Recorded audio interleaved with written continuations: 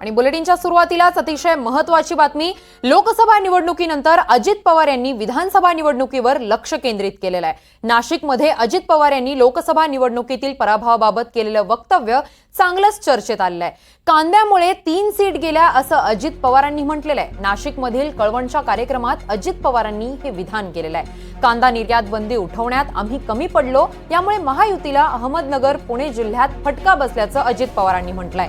जिथे कांदा पिकत होता तिथे आमचा वांदा झाल्याचं मत त्यांनी यावेळी व्यक्त केलेलं आहे।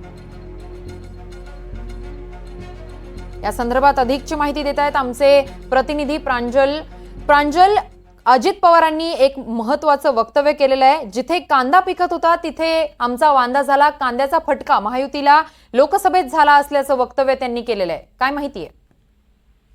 किरण, आपण जर पाहिलं तर लोकसभेमध्ये म्हणजे जिथे महायुतीच्या जागा निवडून येतील अशी जिथे दाट शक्यता खरं तर महायुतीच्या नेत्यांना होती, मात्र तिथल्याच सीट ज्या आहेत त्या पडलेल्या होत्या। यामध्ये नाशिकच्या जे दिंडोरी असेल, नाशिक असेल, यासोबतच धुळे, शिर्डी, सोलापूर, नगर या जागांवरती जर आपण बघितलं तर इथे मात्र महायुतीच्या उमेदवारांचा पराभव झालेला होता आणि यामागे खरं तर कांद्याचा मोठा फटका बसला अशी देखील चर्चा होती। कारण कांद्याची निर्यात बंदी असेल किंवा कांद्याबाबत जी वेगवेगळी धोरणं आहेत यामुळे खरं तर शेतकरी जे आहेत ते नाराज आहेत, त्यांच्यामध्ये रोष आहे अशी चर्चा ही बघायला मिळत होती।